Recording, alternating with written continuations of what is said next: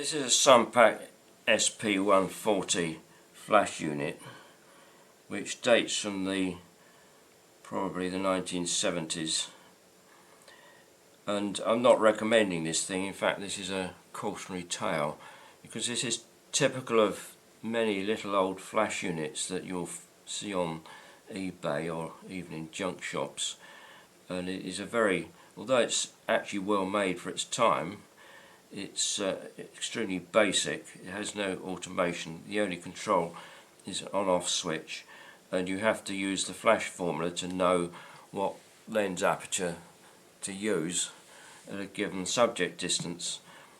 You don't actually have to work out the flash formula for yourself because you can look up the answer on this table that they provide on the back, which again is typical of flash units of that era. When it's ready to fire, the ready light comes on, and you can do a test shot by detaching this lead from its position in the body and touch it on this stud, and that doesn't tell you whether the photo is going to be okay or not. It just tells you that the flash unit is in fact working. I mean, apart from other limitations, that the thing can't tilt or swivel, and the power is very low. It's a guide number of 14 meters, which is just about adequate for a group snapshot in a room with everybody probably getting red eye, and that's about it.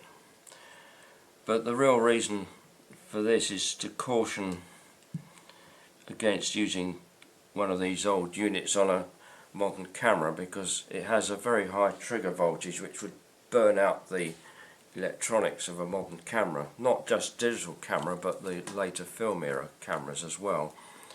And using this multimeter to show the voltage on the shoe of this thing, which would be going to the camera, if I touch the meter probes on the hot shoe contacts, you can see it's got a voltage of about 190 volts, which sounds lethal. It's not actually lethal because the actual charge in terms of energy is actually very low, but it's still enough to ruin the electronics of a modern camera. These old units were meant for the cameras of the time, which triggered the flash with a simple micro switch, so there's no problem with the electronics at the time. But the owners who bought them in the 1960s and 70s are now passing away, so these things are being found in cupboards, attics, and dug up as grave goods and put on eBay. Don't expect the sellers to know anything about flash trigger voltages.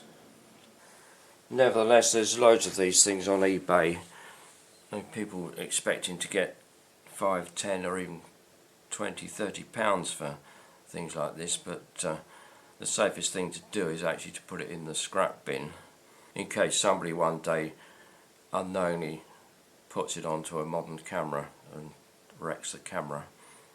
If you don't know what the voltage is of an old flash unit, you can measure it as I did. I mean, those meters, multimeters, digital multimeters like that are quite cheap to buy, and you need a digital one because an old analog meter will actually pull the voltage down and give a deceptively safe reading possibly.